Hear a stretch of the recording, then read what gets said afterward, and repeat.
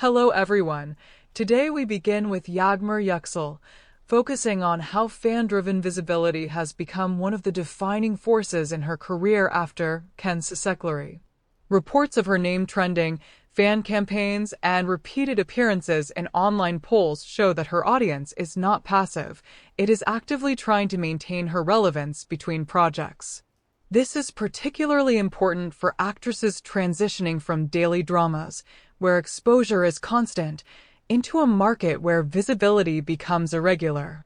In contrast, Baris' Baktas post-series trajectory shows how industry-backed projects can stabilize that visibility.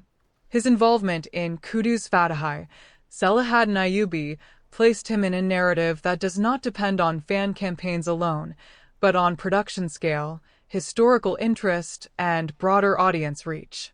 This creates a different type of security, where the actor's presence is reinforced by the project itself rather than by continuous online activity.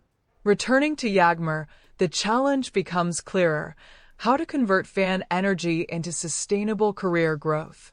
Fan support can open doors, but it cannot replace the need for strong scripts, consistent roles, and professional positioning. The risk is that excessive reliance on online attention can create a cycle where visibility is high but career development remains uncertain. Baris, meanwhile, benefits from a more traditional progression where each new role builds upon the last in a structured way. However, this does not mean his path is without risk.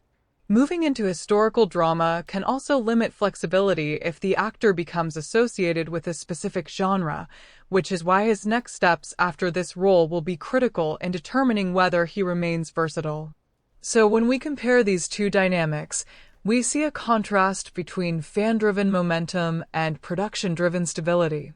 And the real question is this: can Yagmur transform audience passion into lasting opportunities, and can Baris avoid becoming confined by the very roles that are expanding his reach?